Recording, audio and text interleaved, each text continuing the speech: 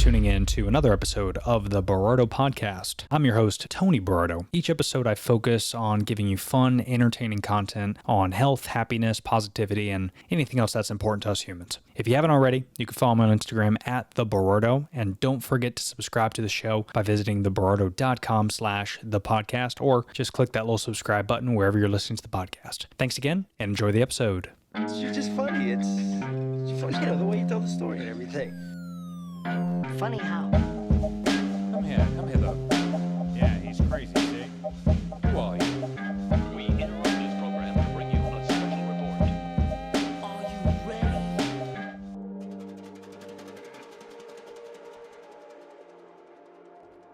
Ladies and gents, today's a fun episode. I actually have an old friend, Sasha Anesa, that's actually going to come on the show, and we talk about food. Everyone loves food, and she is a culinary expert. She went to culinary school, and she currently owns her own company where not only will she go to your house and do a one-on-one private dinner where she'll cook everything fresh right there, but she also does catering events and tons of other great things. So she's getting ready to start a podcast where she's going to talk about all the places she's traveled and things like that. So it was overall a really fun conversation. I think you'll get a kick out of it, especially if you enjoy food just like I do.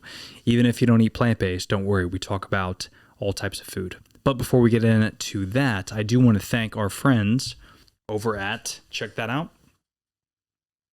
Yeah, if you're watching me on YouTube, you see my dope-ass shirt that I got from Patch Vibes. Ladies and gents, patchvibes.com is the place to go. I love Patch Vibes because you can actually get custom patch stickers, sports teams, emojis, tons of other funny stuff. My favorite one is the Marvin the Martian that I got on my laptop, if you've seen that in my videos. But these patches can go anywhere on laptops, purses, t-shirts, football jerseys, you name it. You can put these patches all over just to switch up your vibe. And it's just a really cool company. They even have some brand new shirts, one of them which I am rocking right now. If you cannot see, you need to go to my YouTube channel just so you can check it out. But it's my Miami Dolphins brand new shirt. And yes, I know it's super bold. Bucks are going. I'm excited, yada, yada, yada. But I wish the Dolphins were going. Either way, I am rocking my Miami Dolphins shirt from Patch Vibes. Check out patchvibes.com and use the code TheBerardo to get a discount. So thank you, Patch Vibes. Appreciate you. Fins up. I also do want to thank our friends over at Superfat. So Superfat, folks, is one of my favorite, if not my favorite snack to intake on a daily basis. In fact, I'm even going to shoot back here to my face, get out of the ad here, but I'm about to crank out one of these keto cookie bite snacks from Superfat. It's the double dark chocolate chip. It's my favorite snack to eat, especially before a podcast, because it's a little nice guilt-free pleasure. So Superfat not only has keto cookie bites like these, they have a couple other flavors as well, but they have nut butters, which you see me put in my smoothies. You can put them on sandwiches and use it for PB&J instead of that Jif crap that's full of additives and all types of crap that, literally makes no sense to eat. But Superfat actually has everything you need. It has great fats, again, no sugar. It's keto friendly. The nut butters are vegan, so it literally will work with any diet and lifestyle that you follow. Use the code Berardo10 and you're going to get a discount on your entire order. And you can order the nut butters, you can order keto cookie bites, they even have baking mixes. So you can order anything you want. Use the code Berardo10. You're going to get a discount on your order. Guys, this is the snack that you've been waiting for. It's guilt-free, it's healthy for you, and it tastes freaking delicious. Superfat.com. Use the code Berardo10 at checkout. Thank you, Superfat. All right, so without further ado, ladies and gentlemen, I know you're going to love this episode. Please help me welcome culinary expert and food specialist, Sasha Anesa. I can. Can you hear me all right? I can as well. Good to see you. Nice to see you. Nice to see you. I'm sorry, I do have stuff in the back, but this is my podcast setup. It looks good. Thank you. And Thank I got like dual monitors. I'm like controlling this thing. So if I ever look over here, it's not because I'm ignoring you, by the way. Okay, good. That's good to know. But yeah, if you notice, so you're getting ready to start a podcast? I am, yes. Yes, I have recorded a couple things by now, but I was working with a production company and they're just majorly slowing me down. So I'm just going to see what I'm going to do with what I've done so far and then how to do it moving forward. So it doesn't take too long. Yeah, I say fuck it. Fuck it, the production company. Just do it on your own. Right. Just do it. Yeah. Just do it. How long have you been doing it? So I'm actually almost, this will be, by the time I put it out, it'll probably be episode like 99. So, Oh my goodness. yeah, I do like one a week, give or take. Mhm. So almost, I mean, That's great. technically like 18 months, I think, because some weeks I'll put out like 2 or 3, depending on. Oh, But this new program I'm loving. If you decide to do it on solo, I would definitely recommend this. It's called Ecamm Live if you have a Mac. Mhm. And yeah, so you can actually, Right, because I okay. noticed like your content, you could do Facebook, YouTube, Twitter. You could do everything live if you want, or you could do it like Mhm. we're doing now, which is just recorded and then edit I like it or that. post it later. Mhm. And I'm actually like, I created this this overlay. You could do that with any program you want, like Photoshop or whatever, and then you can add in camera overlays, or if I wanted to, like I could do this, I could press a button and that pops up. Oh, that's Yeah, really so, cool. and you can customize it and add little things here and there. So I'm obsessed with it. That's why I think that's a big reason why I do so many podcasts, because I'm like always Mhm. finding these little new ways to make the content a little bit better. And it's I'm actually having my buddy who was on the very first episode. He's going to be on next week. He's an Okay. actor out in LA, Mhm. and to watch to watch the first and listen to that first podcast versus like what we're Woo. gonna do next week is Mhm. it's super interesting. So it's cheap though once you figure out the right things, and don't worry about the little things like the lighting and the cameras and all that. I mean, you could do everything with an iPhone and an app, Right. if you wanted to. It's all doable. It's all doable. I think it was becoming way too complicated. Like this is not the point. The whole point is to get it out. So Yeah. yes, I've been coming to terms with that, but I'm excited. I'm excited going forward. And Right. are you still in Orlando? I am. Yes. Oh, cool. How are things going post COVID and everything? Everything all right over there? Oh, well, it's been interesting. It's definitely been interesting because let's see. So post COVID, I was working in a restaurant and I was doing my own private chef things and I was doing productions and doing some acting. I was doing a lot of things, but a lot of those things kind of came to more of a halt. And I was okay with it because I kind of needed to focus a little bit. So it was Yeah. helpful. Now I've focused a lot more on my cooking business and a little bit more on my cooking and my production. Those are my main things now instead of all the little things. So it's been going really well. That's awesome.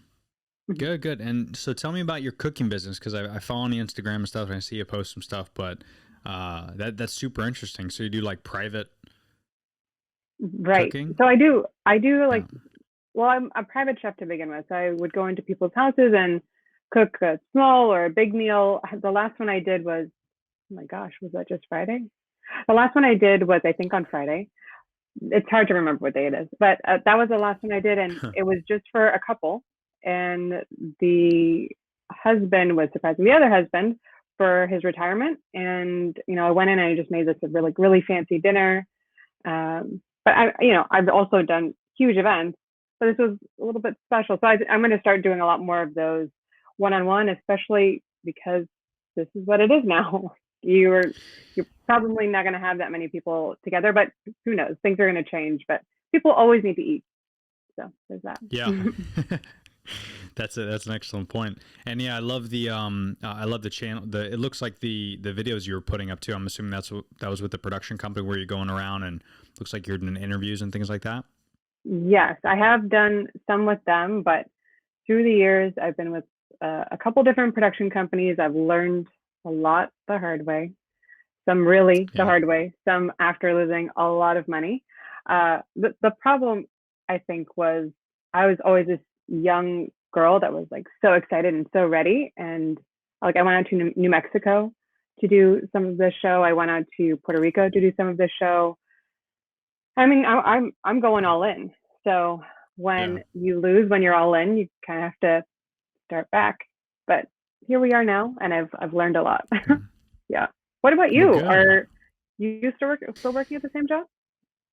Yeah, so I worked, I think I mean shit, the last time I probably even talked to you was, A aside long from like time ago. Facebook messaging and stuff. Yeah, it was a long time ago. So I was at Coca-Cola for a while. Mhm. And I was an account manager over there, and then I was there for like 5 years, and then I moved over to Monster Energy and Oh, started off as a sales rep for Monster, and then moved up to region manager, and then a Southeast trainer, and then I ended up getting promoted just about almost 2 years ago to marketing manager for the whole state of Florida. So that's my whoa. current role at Monster Energy, and yeah, so we're over in excuse me. So the wife and I are over in Tampa, Hmm. and yeah, we've been over here for a little over 2 years. When I got this job, we have a lot of partners out in Tampa, so it was just a better fit to move over here. And we both work from home now, especially with Oh, COVID. I've always worked from home for the past like 8 years, but this is her first time working from home. So we just bought our third home actually in Tampa, and you I think about this this. is the this is the long-term home. We're about done after this. So So you were but using all of those other homes before as investment properties in order to get to this ideal place, or did things just kind of grow to that point? yeah, so I ended up always having at least one property, whether I was living in it or renting in it. I bought my first home about 6-7 years ago, and then I bought a second home in Tampa that we lived in, and then I rented out the other property, which I still have actually in Castleberry. So Hmm. I'm out there every now and again. And then this third home is what we got, and then we ended up selling one of the other ones just recently, a few weeks back. And That's now we're just awesome. kind of sitting on that one rental, and we have this one house, and we'll probably eventually sell the other one. But it's good now. I think giving people an opportunity to rent. Rent is I've never been a big fan of rental properties, like actually living in one myself. But I think with Same. everything that's going on right now, all the uncertainty, it's good for people if you're not in a secure job or if you're not Hmm. financially stable to where buying a home right now is actually a great idea because interest rates are so low. But Right. it could be risky if with COVID you don't really know what's happening. So I Yeah. didn't want to get rid of this rental because I love our tenants. We've had them for a couple of years and they're great folks. And That's ideal. um, That's you the know, best case scenario. yeah, yeah. So Hmm. it's a rare occasion, so I want to hang on to them. But yeah, so it's been busy for me for 2021. Hasn't been as bad as most. So we got it pretty good, I guess. But Hmm. company's good, and we're flourishing, and Monster That's Energy great. just continues to be a mecca in A the category. monster. So a monster in the category, yeah. So There you it's been go. we're very blessed. We're very excited, and just kind of focus on our hobbies and my health. And the podcast takes up a lot of my time. Mhm. That's a huge hobby that I've been focused on, especially the last like 6 months. So And your health, is I it something in normally particular about your health, or I know that you have a lot of like I can feel the healthy inspiration that comes out and everything that you have done so far. But is there a reason in particular that made you go that direction? yeah, I mean I was diagnosed about 4 years ago with Crohn's disease, I and I know it have a well. very rare. Do you? My sister Yeah. has Crohn's, and both my parents have colitis. Yeah. No way. Oh yeah, so same Yeah. family. Yeah, that's Mhm. unbelievable. And you're good. You're free and clear. It's skip I'm two. good, and that scares the living daylights out of me. I'm grateful, Yeah. but because of that, Sure. that's the reason why I choose to be healthy. So you were To diagnosed with avoid that, Crohn's, yeah. and you said and some other level of it.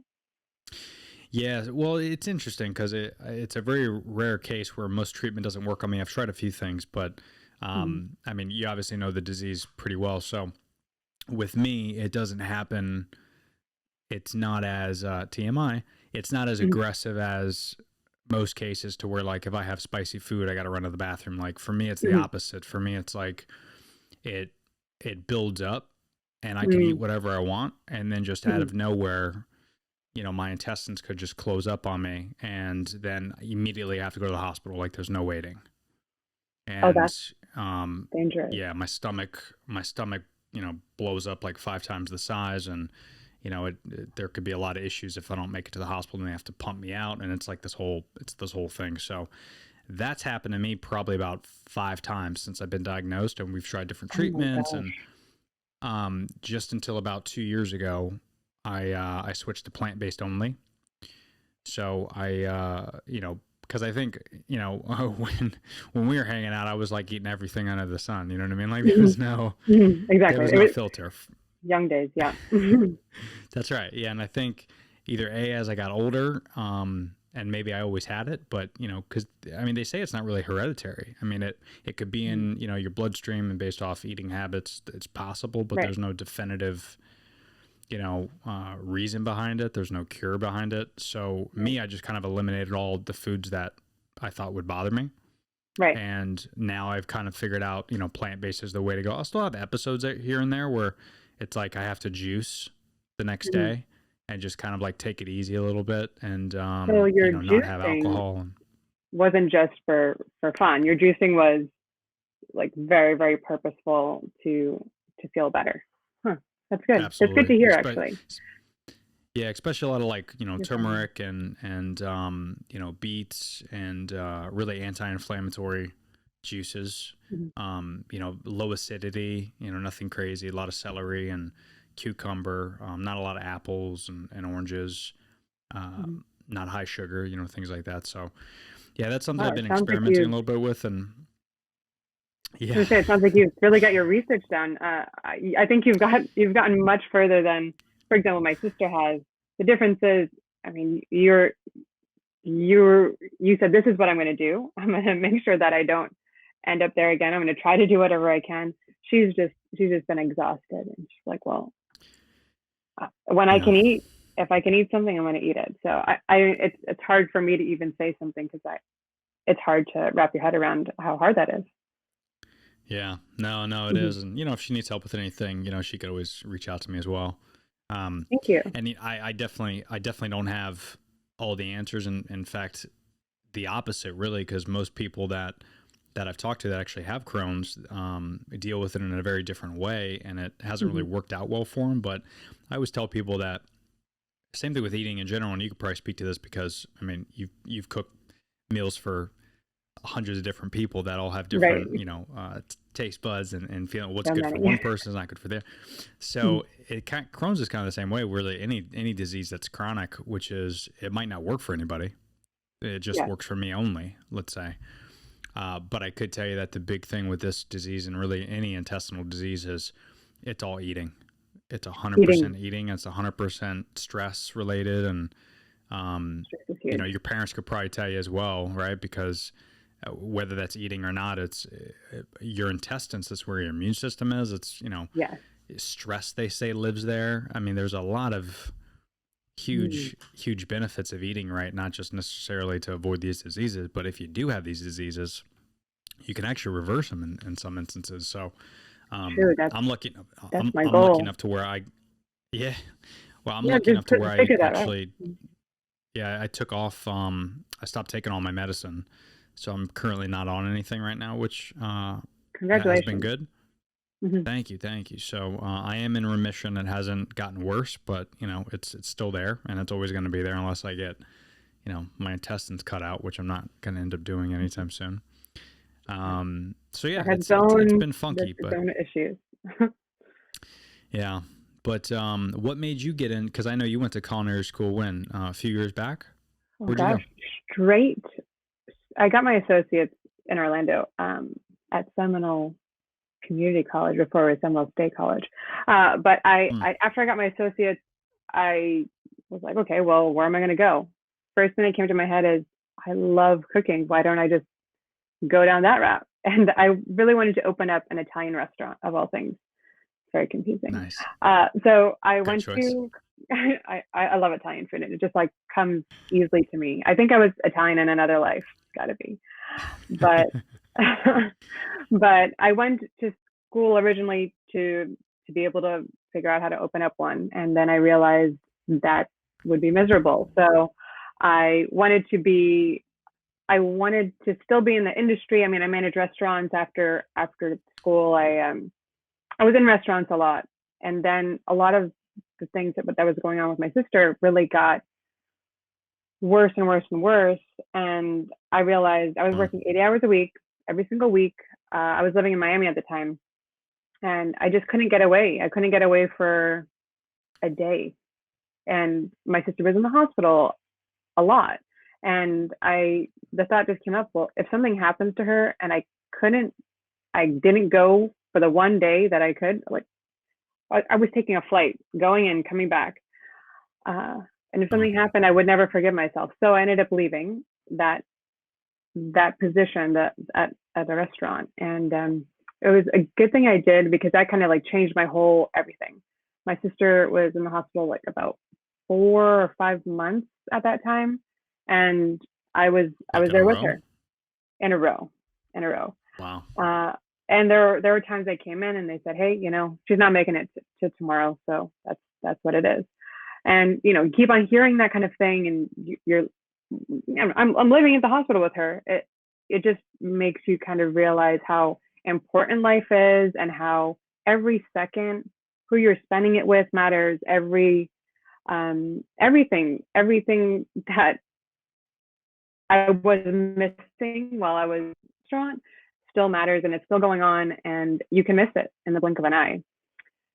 So I started coming up with this idea about traveling in a healthier way. So everything from that point forward has been towards that. Pretty much everything I do. So it might seem like I'm doing a lot of different things, but I do acting, I do modeling, I do cooking, I do traveling, I do videos, I'm working on a podcast.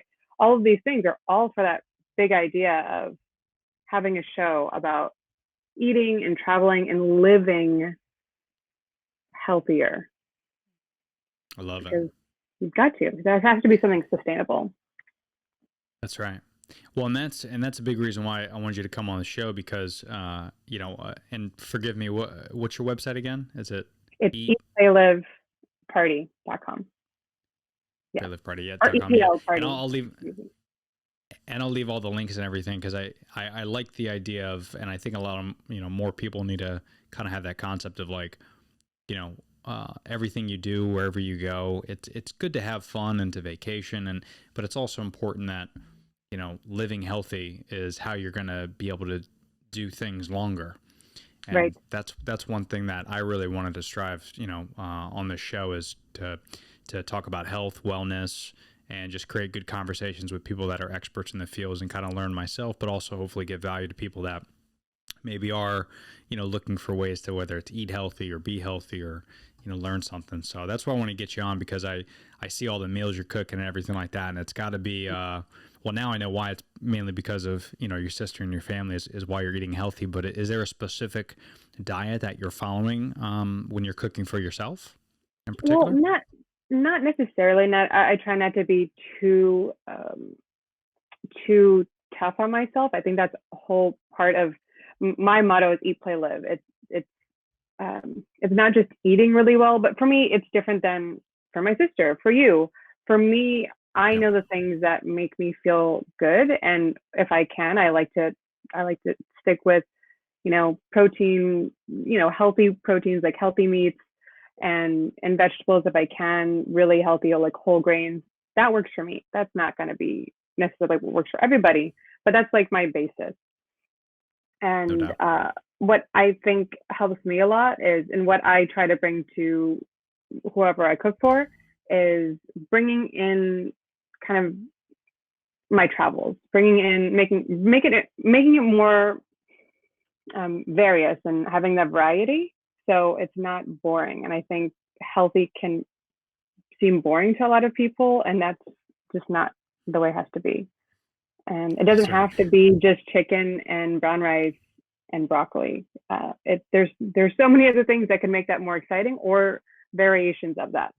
So that's kind of been my big push. Yeah. I love it.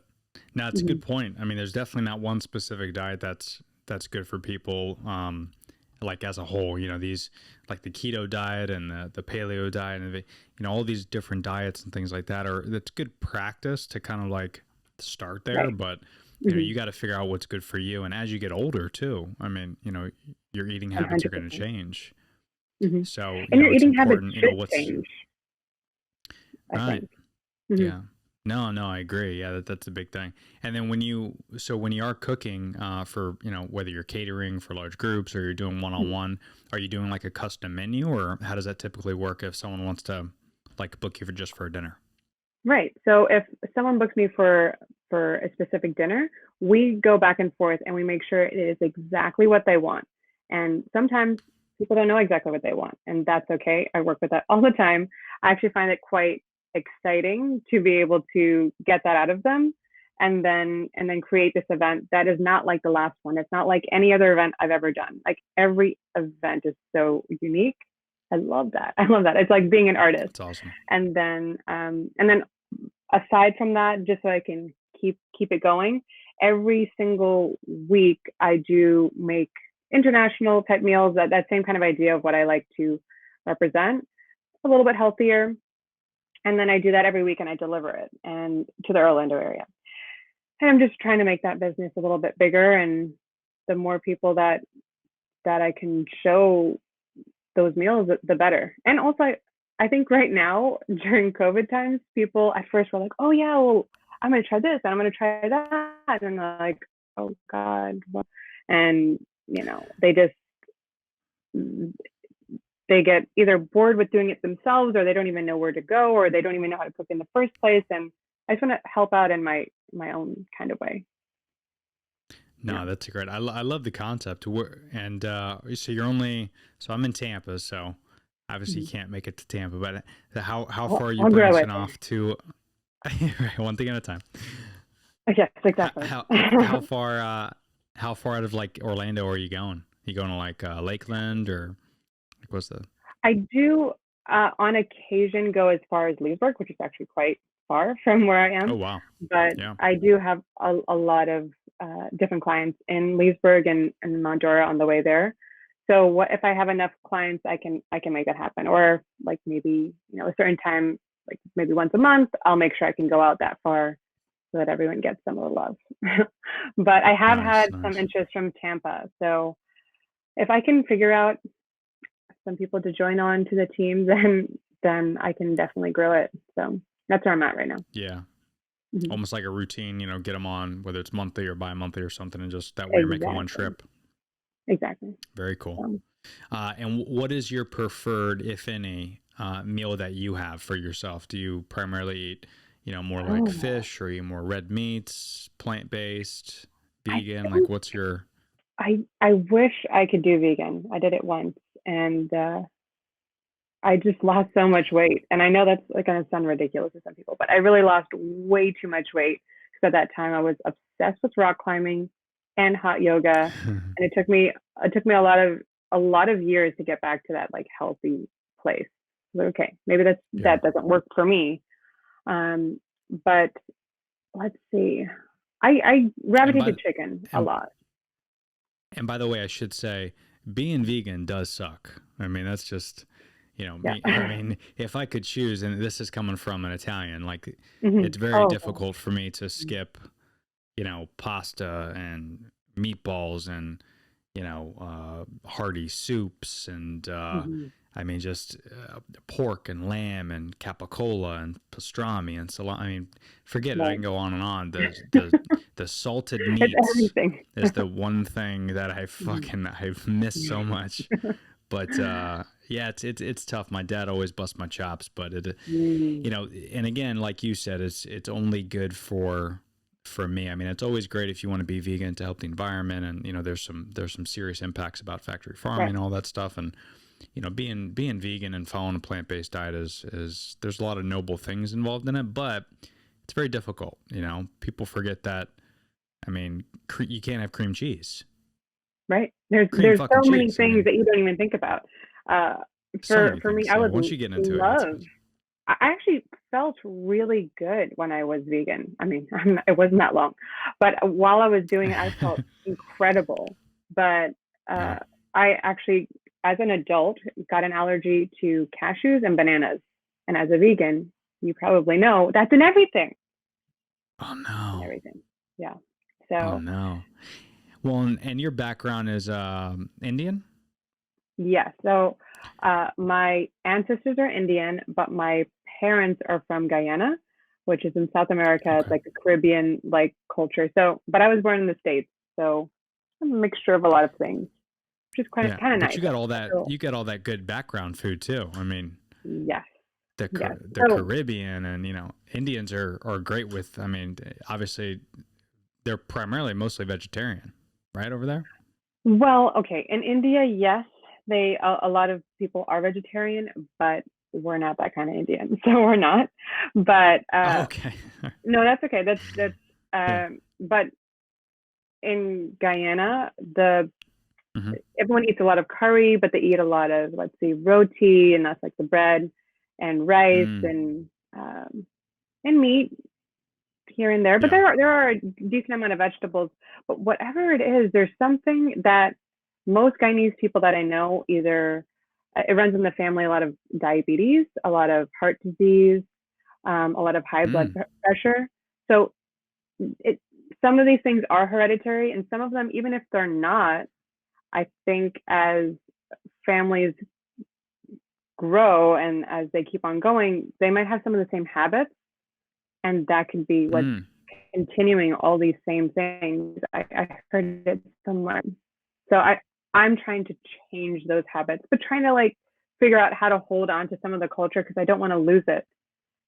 Because Of out of course. all of my cousins, I'm the one that cares the most about food. And if I don't carry this on, then is it just going to disappear in one generation? That would be crazy. Yeah.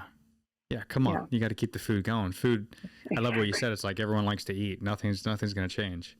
Yes, There's that there's I mean, there's this great I don't know if you listen to Louis C.K., stand-up comedian, I just but listened to him the other he night. had, he's so funny. But he has this great bit on Netflix. I forget what special it was. He's got a couple specials out there, but he talks about, don't complicate life. Like life is not that complicated. All you have to do is you have to get up in the morning and you have to walk around, and when you see something that you can eat, you put it in your face. And then when you need to get rid of it, you shit it out. And if anybody stops you from doing those two things, you murder them. Like, There you it go. was so funny Simple. where it's so true, because food is like, there's a lot of things you can go without, but food Right. is extremely important to eat. And also, I mean, it just tastes good. Like being around food is just awesome. There's It something is. culturally about it that, you know, It's huge it for just gets you going. associating with people, with being close to people, with for Yeah. me, I know it brings me joy.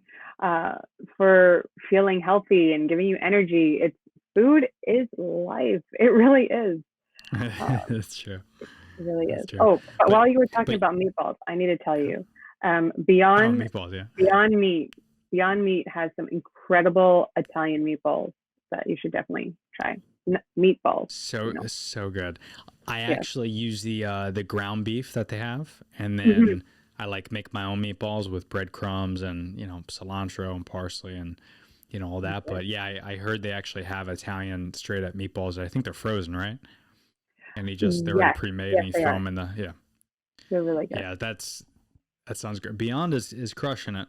I'll give it to Mhm. them. They're doing a great job, really substituting the cravings that those meat eaters love. It does worry me a little bit. I was talking to a buddy that she actually owns Orlando Farm Rescue, naturally Mhm. in Orlando, but it's a rescue place that she just started a couple years ago, and she's been vegan for a long time. And we were kind of talking about this to where like the vegan trend is almost it's growing so quickly, which is great, but it's hitting this weird plateau where the space is getting so saturated, and you see like now all these fast food chains are picking up Beyond Meat and Impossible. And I went to Dunkin' Donuts, which I don't typically do a lot unless I want like coffee or like a shot of espresso or something, and I ordered the Beyond Sausage sandwich that they have, which I was Right. excited about because now I could do like a bagel and get no cheese on it and just get the sausage with, that's it, just the bagel and the sausage, that's it. Just gives you a little And then I something got it. variety. Yeah, just a little something like if I was to do fast food, let me try it out. And then I tried it and I'm like, I've had Beyond Sausage and this is not Beyond. This is like fast food Beyond Sausage. Like it was Mm. like this interesting shape. It was not circular. It was like a Oh, stop sign, an octagon. And that's it not was, the right it shape. was, yeah, and you could tell they mic'd it. They throw it in the microwave. They didn't grill it or anything like Mhm. that. And I guess that's what's expected because, like, if you were to get anything else from Dunkin' Donuts or any fast food, I guess it's not going to be like fresh. But it worries me a little bit if we mass produce this type of stuff. You're going to get the same thing that you got when McDonald's first came out, which when McDonald's first came out, it was 100% beef patty. Like, it was legit the real deal. Right. And then you start Oh, selling billions of hamburgers. You have to mass produce it, and that dilutes the system, and you start throwing frozen food on trucks and shipping it across state lines, and it's it okay. becomes from healthy to non-healthy. So it worries me a little bit about this shit, and it's It is, unfortunate because it only started in the last couple of years. So it is actually a little bit concerning. I would love to know your opinion on it. As some of these substitute products are actually mhm. really high in other things that are not great. Like, for example, Beyond is actually a great example of that. I do think that has a high saturated fat. I felt like there were a couple of times I've tried it at places, like fast food places. There was one, Hardee's maybe. I always like to try their, like, the healthy things, wherever healthy things. Yeah, I had that burger, the Beyond Burger, and it did not taste healthy. It was very, very oily. Maybe that's what they did yeah, after the fact. I'm not sure, but it does feel like it's kind of defeating the purpose a little bit, where we want to do yeah. better. Yeah, no, I agree. Yeah, and they are pretty high in saturated fats as well as sodium, very high in sodium. Mm. And typically they use, instead of like, a meat just naturally kind of like 100% beef patty just binds together. And that's Right. easy to do. But the Beyond Meat is just a bunch of pea protein and pea isolate and soybeans, or I think it's Impossible that uses soy. I think Beyond Meat uses pea protein, but all that stuff has to stay together somehow. So what they'll do is they'll throw in a little bit of beet concentrate to make it look a little bit bloody, but then Mhm. they use a lot of coconut oils and vegetable oils to keep it Mm. together. So you're getting a lot more oil, to your That you. point, Mhm. than you would like if you were to make like a nice juicy Angus burger at your house. And even if you were to, drizzle that with olive oil and vegetable, you still wouldn't come close to the amount of oil they use. Right, and that And there's also. oh no, go the fucking this is why I hate video chats. Like Mhm. I used The to do lag. podcasts in the studio. Yeah, Mhm. but the lag is the worst. One day I'll get you out to the studio here and you can hang out. That'd But be yeah, great. the oils are like there's been an argument to where just because it's coconut oil and there's no plain scientific study that says X amount of coconut oil over the course of years is going to be dangerous versus All the like rest. something else. The problem is there's nothing to really compare it to. This is like comparing hamburgers to, chicken sandwiches. Mhm. Like Beyond Meat and real meat is not like that's not a real comparison when it comes to like what's in it versus, because it has about the same protein, a little bit more sodium in the Beyond Meat, and there's no long-term studies because it just came out. So it's one of those weird things where we're kind of entrusting that there's no long-term side effects, but there might be. I mean, Experiment. and the only way to know is like to take you and you eat nothing but meat, and then take me and I eat nothing but Beyond Meat, and then in 10 years we compare everything. I mean, but that's Mm. impossible to do that study. Right, and he's doing So that.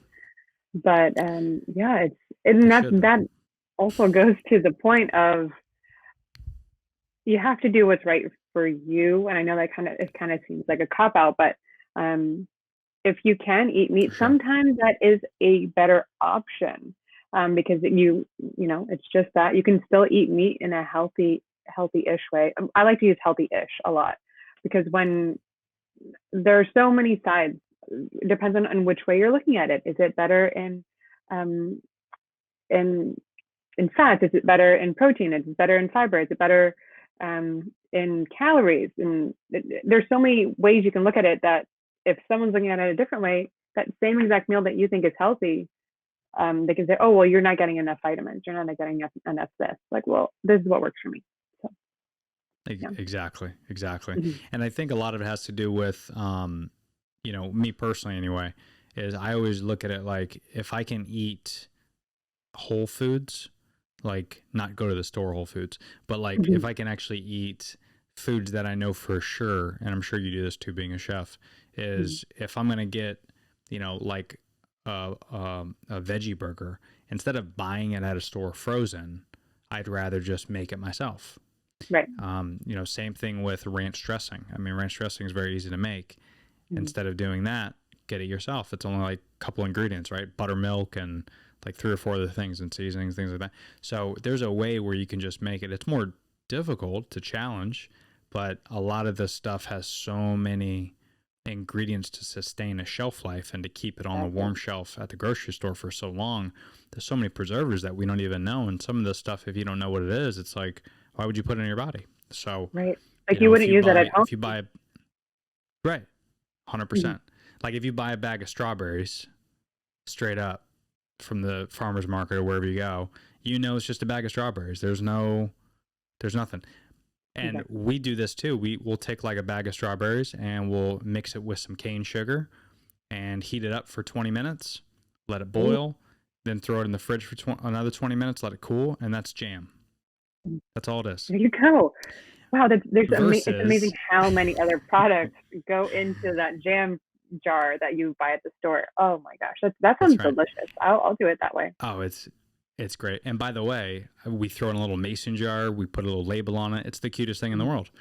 And we made one the other day when my mother was in town. We did a mixed berry jam. So we threw in blueberries and strawberries and raspberries, and then we make our own almond butter. So like you have a legit PB&J sandwich. That's great. We should have a cooking show at your place. That's the real deal.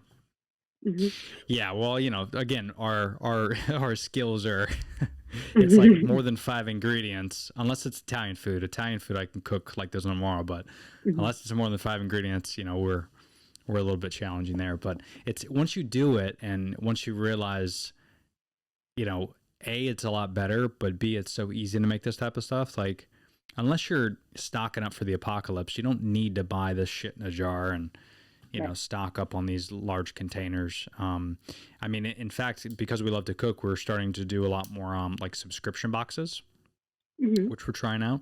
Purple Carrot is like a plant-based one that we've been doing the last couple weeks. Obsessed with it because I love how sustainable it is. Like we had kale. It was like what was it called? It was garlicky kale vegan mac and cheese. So it used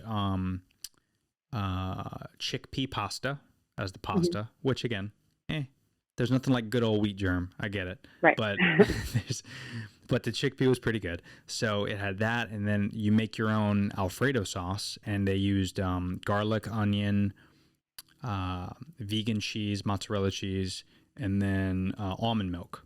But what I loved about it is all vegan? Yeah. Okay. Yeah. And it was all vegan, 100%. And every single one of their meals are. I think you can get a few things if you decide to, but I'm on like the all plant-based one. But what I love about it is they only ship you things you need. So like the almond milk, they only ship me a little container, a little carton. And that's what the sauce was for. So instead of like, even though you buy milk all the time, that's fine. But, for meals and things like that, like the cheese, it only gave us a little bit of cheese. So you're not doing a lot of portions. It gave us 1 garlic, and you don't even use the whole thing. You just get a clove and that's it. But I'm really enjoying it because it's teaching us that you don't need a lot of food to make like something your delicious. Meals. And yes. Yeah, and to make it delicious. And we're always stuck in like this habit of like spending $300 when we go to the grocery store. And then we're realizing like after 2 weeks, we're throwing a lot of stuff out because we can't eat it fast enough. Right. And that's just how us fat ass Americans are, to where you can't buy like, there's no small thing of milk. There's no small thing of cheese. It's like, it's not easy, especially it's just the two of you. And that's right. Difficult. Yeah, exactly. I do think something that helps if you do decide to go grocery shopping again, I got this little tip and I 100% agree with it, is there's something that happens when you go grocery shopping where the colors, the order of everything, it's to make you want to put everything in your cart. And it doesn't matter who you are, it doesn't matter how Really? strong you are. You will always leave with more than you came in for. Always. Always. I don't care who you are. So something that helps a lot with that is Instacart, actually, or any of those where you order online, because you look up for exactly what you want and you get that. But you're not passing by a whole bunch of other things. You know exactly what you are going there for and you get it. And that's it. That's a great point. And I think it's been really, really beneficial to me. Oh, so you use Instacart and things like that? I use Instacart all the time. Yeah. I mean, there are still times that awesome. I have to go shopping. I shop at more grocery stores than most. I probably go to 10 different grocery stores in a month, different places. But I do think that helps a lot, and it helps keep the cost down for my food costs, because if I'm shopping for someone else's event, I'm like, oh, I want that. Then can you imagine how bad that would be all the times I have to go shopping? Oh, and you'd be like 300 pounds if you kept doing that. So yes, and I'd rather not. that's right.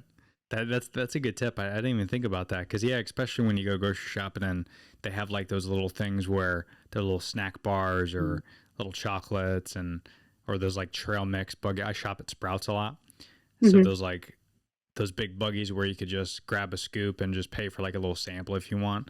Sometimes I'll get caught up in that shit where, I'll spend 20 minutes on that aisle and then, that's no good. It's not good. It's not good. And you'll see the deals, and it's a psychological thing that happens. They do a good job with it. You got to give it to them. They do a great job with it. I mean, hats off. I'll take some marketing tips from them. That's right. But you got to stay strong.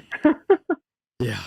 No, that's a good tip. Yeah, I am definitely digging just cooking for, one meal at a time and not really overthinking and not loading up the fridge. And it's kind of in my whole thing of like trying to be sustainable and not having a lot, being as minimalist as I can.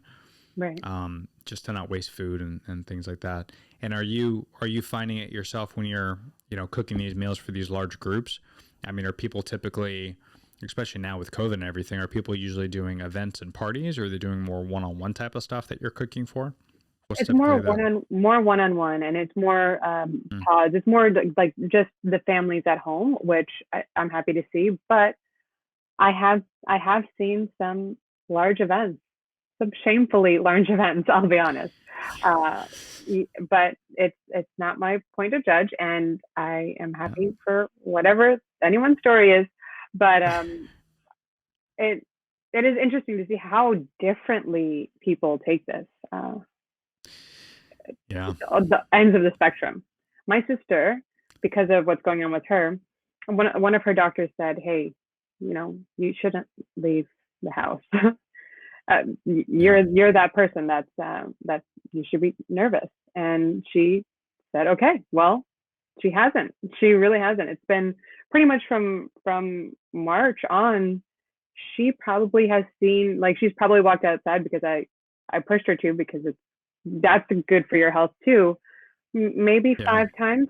Not even an exaggeration. That's maybe 5 times. Wow. Yeah, but it's scary. Crazy. It's scary.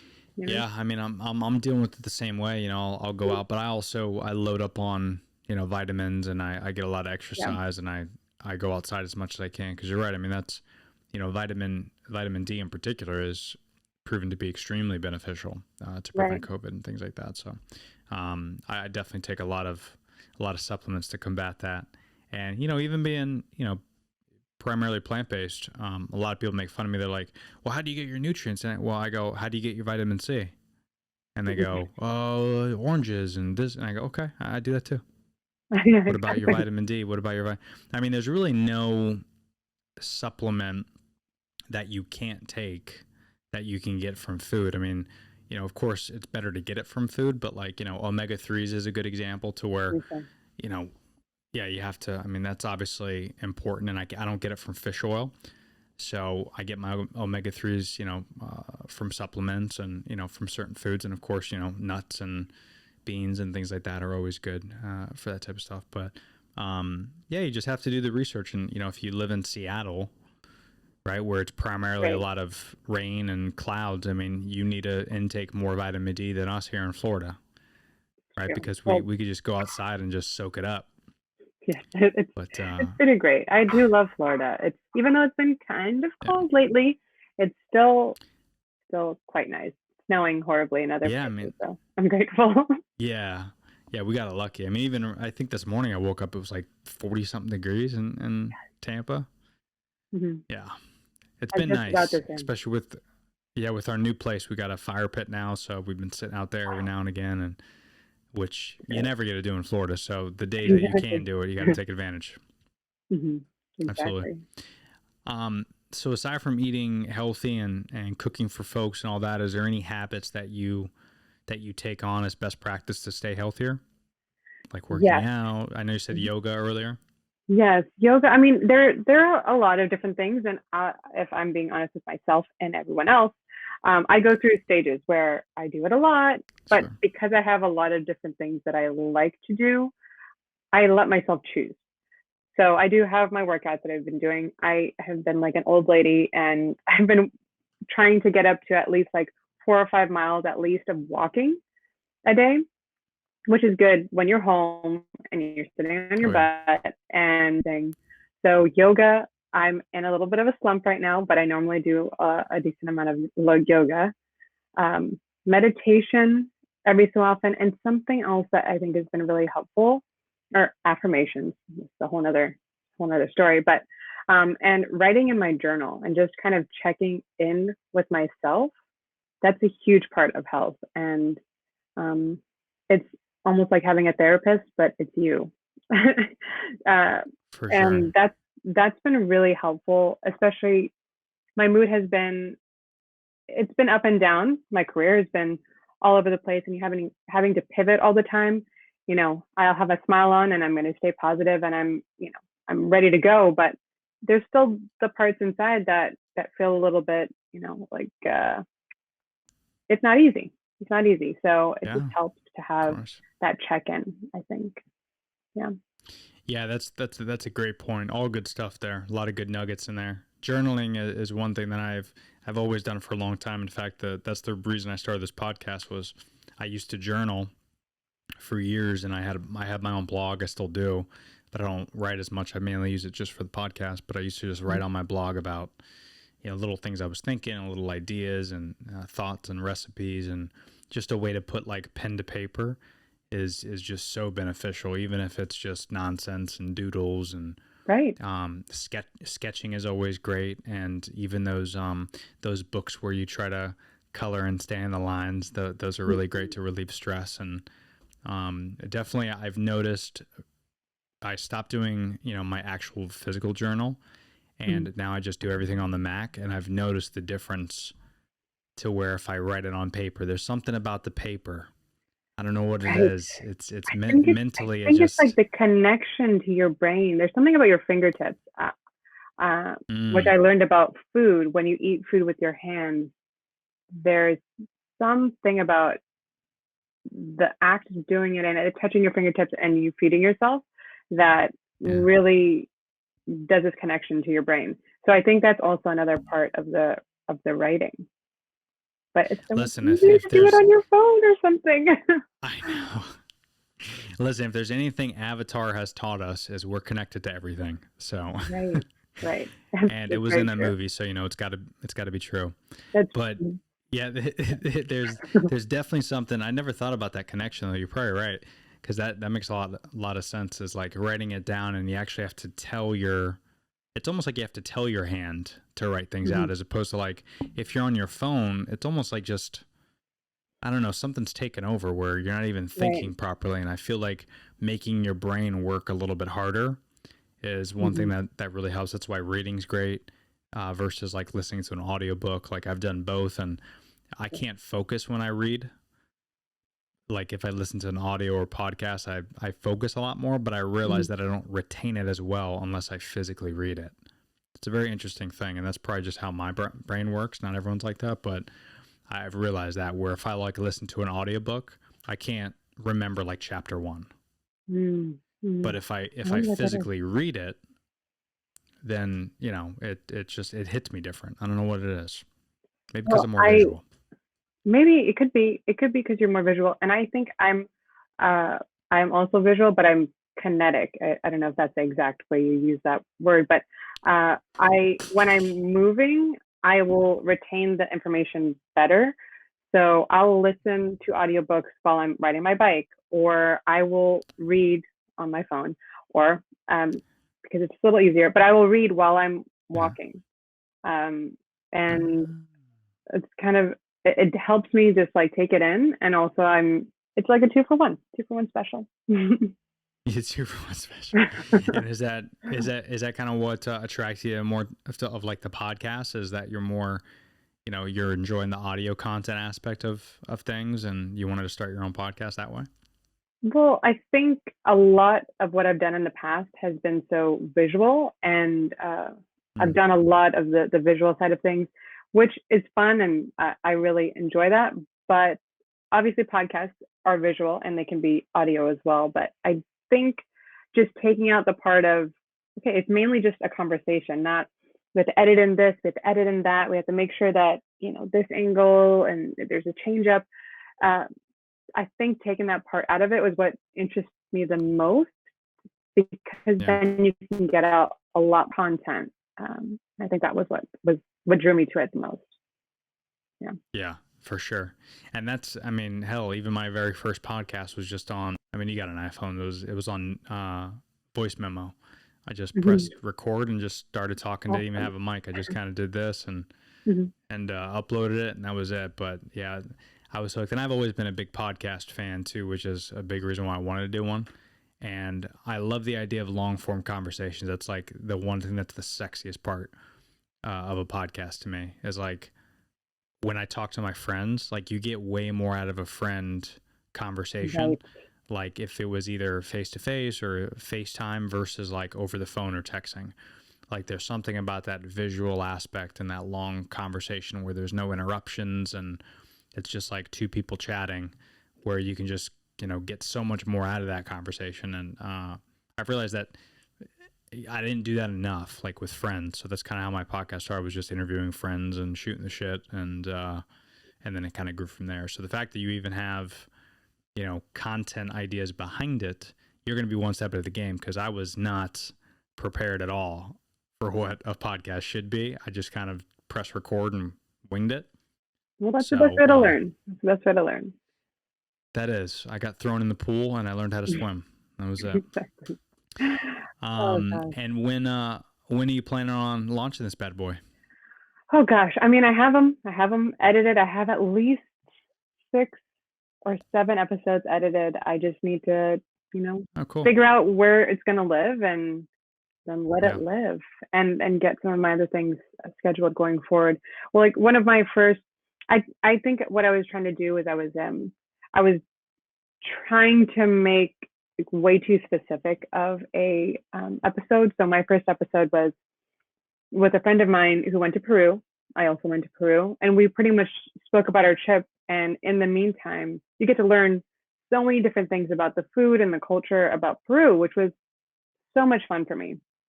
And for him, awesome. It was like, I really loved the way it turned out. But moving forward, I wanted every episode to be about a different place. But that person had to either be from there or have visited. And then that just like really made it a lot smaller. I've been to 54 countries, and that gives me plenty of episodes that I can do. But I think it was still making it a little bit, I was trying to fit it into a small little hole. I think I just learned something very important from you of how to just let it live. Just let it live. For me, well, thank you. I'm honored. Yeah, that's a really cool concept. And I've even kind of experimented about doing different series as well. So one thing that you might consider, which you might already do anyway, is you have your normal podcast where maybe it's just you and, you're shooting the shit on, things you're good at, teaching culinary art, and, have that live where that needs to live. And that's like your main channel. and you could talk about where you've been and things like that. I think that's super interesting. And then maybe have another series where you can call it like, food where you're from series, and you can interview people from different spots. So that would be cool. Like me as a listener, because I just appreciate and love food, that would be kind of rad. Is like, one is Sasha just kind of 54 countries. That's super intriguing. That right there, 54 episodes. Easy. Exactly. And then in between that, you can have like, a totally different country or a different city even. I mean, even cities would be cool. I've experimented around the idea of like doing podcasts with people, like yourself that are masters of either a certain food or a certain art. Like I'm interviewing this guy in a couple of weeks that is a graffiti artist, and he grew his fan base all on TikTok. And he's just a kid. He's in his 20s, but he's got like 120,000 followers on Instagram.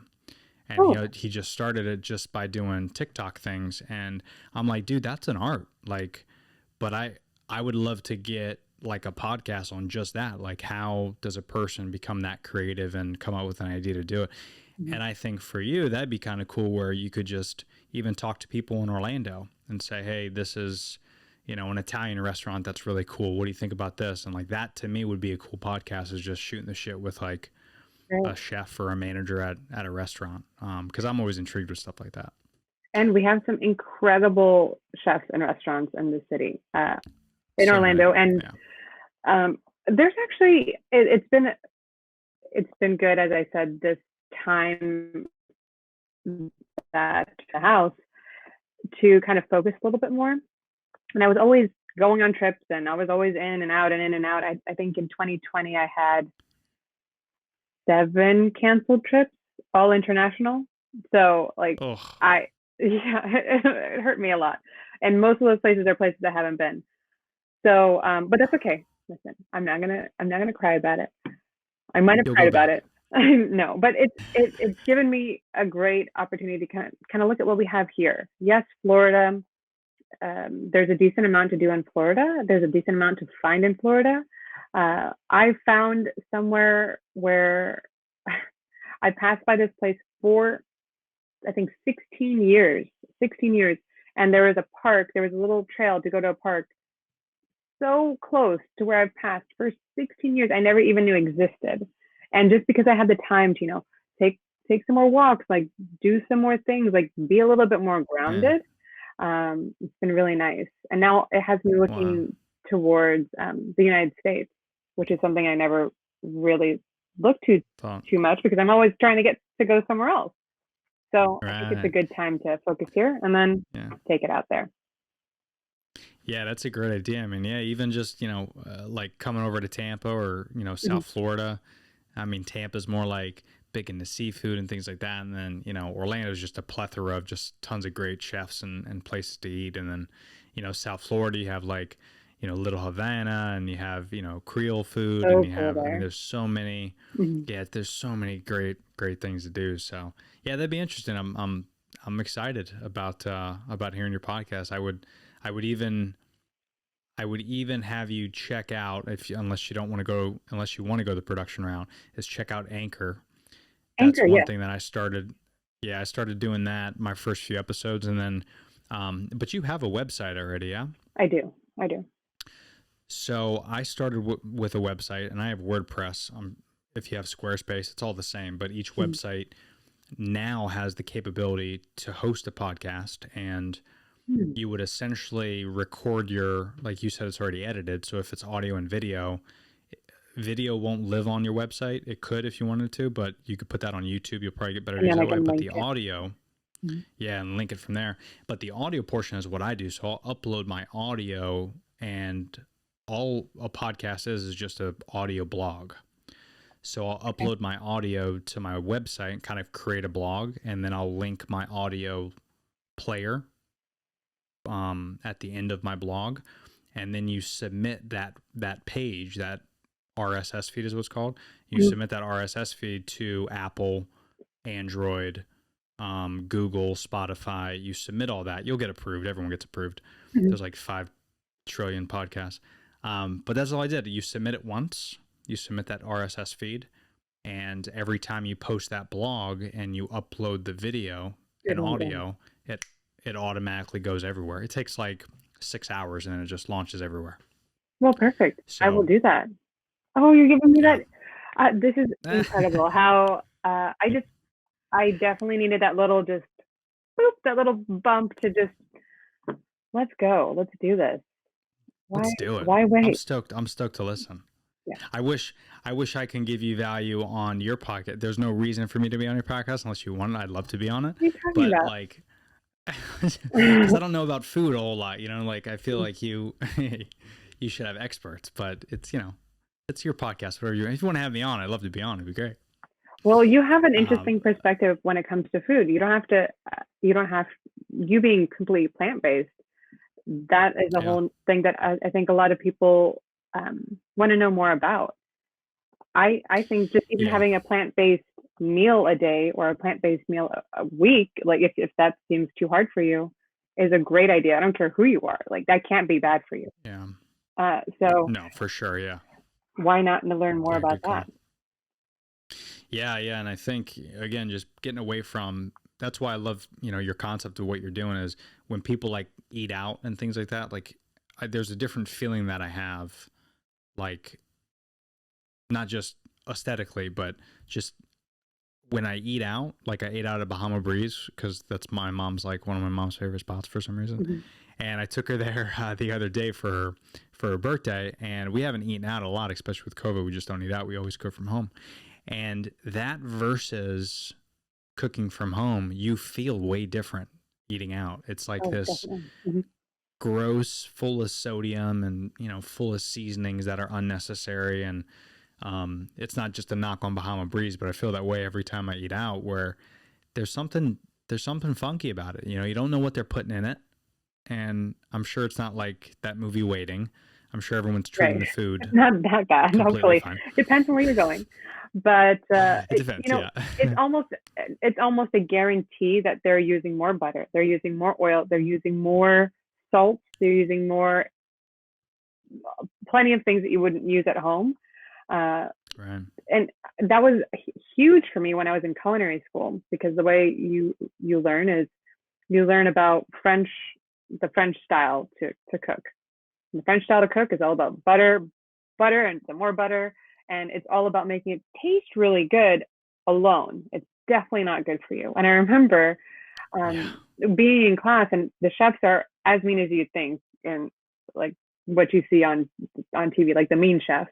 And I say, hey, well, can we do this with like oil, or can we do this like with less butter? And they're like, no, this is the way it's supposed to be. I said, well, that seems like not great. He's like, when it's your restaurant and when it's your stuff, you can do it differently, but this is the French way. I was like, well, I can't wait to do that, because it's just not sustainable. It's just not. Yeah. Mhm. Yeah.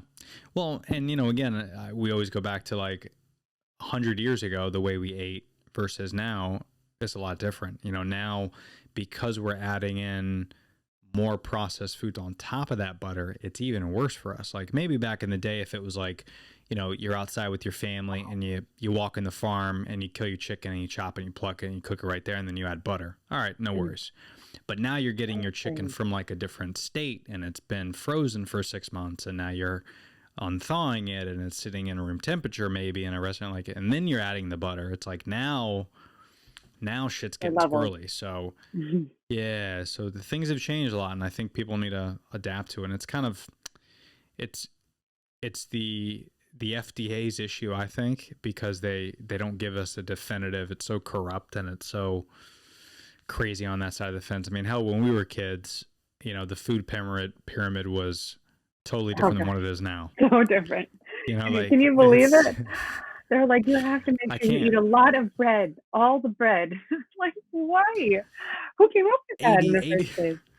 It's like 80% grains and 20% milk, and you're like, wait, what? And now you look at it, you're like, so I pretty much ruined my entire childhood with. So it's like, we're constantly getting educated on this stuff, and I think people are stuck in the old ways of eating, and you have to kind of understand that food's changing. It's different than what it was. The fish that you're eating now is not really salmon in a restaurant. You know, they're allowed to call it salmon, and there's no regulation on it.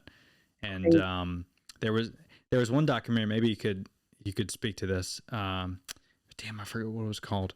But there was one in particular where they were showing what a salmon really looks like. Like after you actual kill meat? it. The actual meat, and it's not pink. Like gray? Like we like, because it's normally gray, but we make it pink when they, you know, farm it and when they process it because it's more sexy and appealing. All about optics and psychology. It's crazy.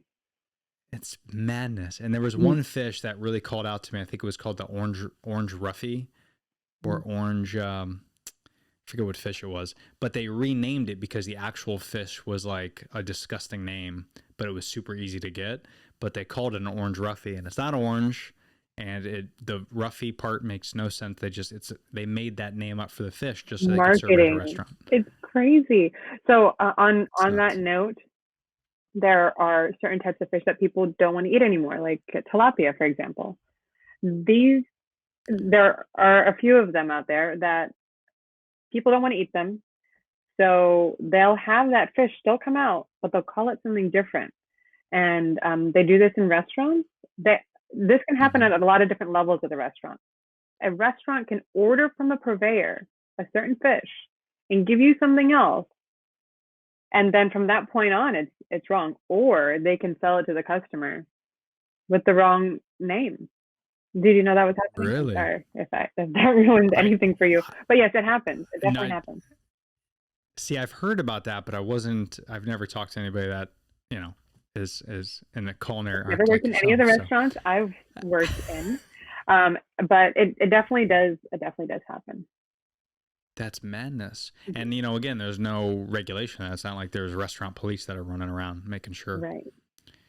You know, that makes sense. Wow. That's nuts. It is nuts. Okay. So I also.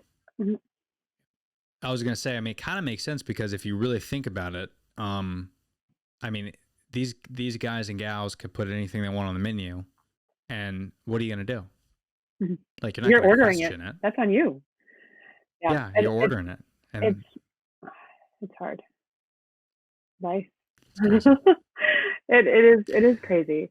The last restaurant I did work at, I loved. It was at Disney Springs, called the Boathouse. And I love the Boathouse. Oh, they're so good. They're so good. Yeah. But they're a huge restaurant. It's enormous. It's one of the highest grossing restaurants in the nation, actually. Is that right? So with that, and with all the steak and seafood that gets sold, it's amazing. When we were talking about waste, plenty of people eat what they're supposed to eat, but it's amazing what doesn't get eaten. And that's not, I don't know. I'm a huge person. If I did not finish my food, it is coming home with me. I don't care. I have no shame when it comes to that. I will, even if it's horrible, I'll take it home and I'll make it better. Like, that's a challenge for me. It's like kind of like Chopped or something. But it's crazy to see how many animals go past. Yeah. Sorry, that got dark. But no, you're right though. It is kind of terrifying, you know, when and you know, again, not just the animals that are getting, you know, either created, because most of the animals that we eat in restaurants are either factory farmed or they're getting, you know, created. Like, you know, there's fish farming, like that's a real thing. Like, we create fish, throw them in a tank, and they never see the ocean. Like, we're creating them inside labs and outside. You know, there's these cylinders inside lakes and oceans that this is where these animals live, and then they get shipped out to us, and you eat them at a restaurant. And the fact that we spend that manpower to not only create those animals and then we eat them and we don't even finish it. Not only do you not finish it, but there's other people all over the world that can't even eat, like don't even have enough food to eat themselves. Right. And here we're creating jobs around feeding just America, and we're not even finishing the meal. Like, if you don't take leftovers home, without sounding too dark and bleak, but you should be very ashamed of yourself and feel like a Right. dickhead, because there's Right. I love what you said about making it my own, because we do that all the time, to where like if we have, green beans and tomatoes and things that we didn't eat that's just on the side, we'll take it, we'll throw it in like a chopper, and we'll make our own salsa out of Right. it. If That sounds if it's great. like if it's just little things here and there, you can chop it up and make garnishes, and you can use it with other meals. And it's insulting when people don't finish their food, and it's not really their fault. It's because when you go to a restaurant, or if you're in America in general, the meals that we eat are so ridiculously overportioned. Right. And not only are they overportioned, but before you even get your meal, they give you a fucking basket of bread and butter. Mm-hmm. So you end up filling up on that, which is madness. But that like opens up your stomach pores, and it gets you all hungry. And then by the time you get your food, you already pay for it. You already pay for your food. Right. But you have 2 bites and you're full. It's even And even in the way where like you paid for it. Like you're throwing away your it's done. money. You're throwing away your Yeah. money. Like why would you not take Exactly. your money with you and then eat it later? That's the way I see it. Crazy. But yeah. Yeah, us Americans, we're just fat and Yeah. selfish. And you can see We'll when change one day. yeah, maybe. It just this is what I learned is it's very daunting to say we will all do this thing because yikes. But I think Yeah. trying to do the best that we can do is and just be a good example for ourselves and for other people, Yeah. especially if we have a platform like a podcast to talk about it. I think that's the best thing we can do. That's it. Well said. Well, hey, listen, I didn't even notice this, but we're already at an hour and 15 minutes. You believe Oh that? my gosh. No. Yeah, Well it's done. it's like a time warp in here. It is. It is. You're gonna love doing it. I'm excited. So I'm excited. where can people, if you can, throw up your website? Where can people visit you? Where they can whether get your services, look at your blog, maybe when your podcast launches, that'll be on there. Right. All that It's jazz. going to be super easy. It's eplparty.com. And you can also find me on EPLparty.com. Instagram at Sasha Anesa. So it's SASHAANESA. Boom. Boom. Sasha Yes. Anesa. Yes. With no accent on the S's or anything. So Nope. Super easy. Just as easy as it can be. No, but this was great, and it was good to see you again. It's been a long time. Let's maybe let's make this a thing. I think we should. Yeah, because there's a lot more we got to talk about. I'd love to talk about all the different countries you've been to and all that. We could spend a lot of time on that. That's because I love to travel, so that's definitely one thing I want to get into as well. And then I did mention this to you earlier, and I'll leave it at this for you, but I am working on creating a documentary. Ooh. And the documentary is called Eating Both Sides. Shout out to Eating Both Sides. Our website's up and running. We got a Patreon account. It's eatingbothsides.com. And ultimately what I'm trying to do is create this documentary that's not biased. And it's a lot of what we're talking about, which will be interesting. So I'd love to either A, interview you, or B, maybe follow you around as you're maybe going to either a catering event or maybe a one-on-one couple event you're cooking, as long as your client's okay with it. Right. And I'd love to kind of talk about the different ways to eat and consume food, because I think, again, what we're talking about is pretty relevant to my documentary, which is what's good for me is maybe not good for you. Right. But the one thing that we should all agree on and get in the habit of is eating healthy is the key. Exactly. And a lot of documentaries you see out there, which are very compelling, which are like, not to throw any under the bus, but a lot of the ones are telling you to eat vegan, and Right. they're saying factory farming is the devil, and which is probably true. There's a lot of truth to that, but we also have to eat. We're humans, and if we all ate plants, we'd run out of plants. Just like if we all ate cows, we'd run out of cows. So there's got to be a way where we can eat both, and that's kind of what the documentary is going to be about, where it's not going to talk shit about eating meat, it's not going to talk shit about eating only vegan, it's going to be both, and we're going to show two different perspectives and kind of explain how, as long as you're eating healthy, that's the correct way to eat. You don't have to be vegan. to Right. be healthy. You don't have to just eat meat to be healthy, but you got to have a balance and you got to know what's good for you and your body in particular. So I'd love I to love be it. involved, have you be involved in that if you can in some aspect. Absolutely. I would be honored. I'd be honored. Let's make it happen. Toy. All right, I like it. Well, Sash, we'll definitely stay in touch. Thanks for coming on the show, and good luck with everything, and we'll definitely be in touch soon. Cheers. It was such a pleasure. You too, Sasha. Have a great weekend. Thanks. Bye. Peace.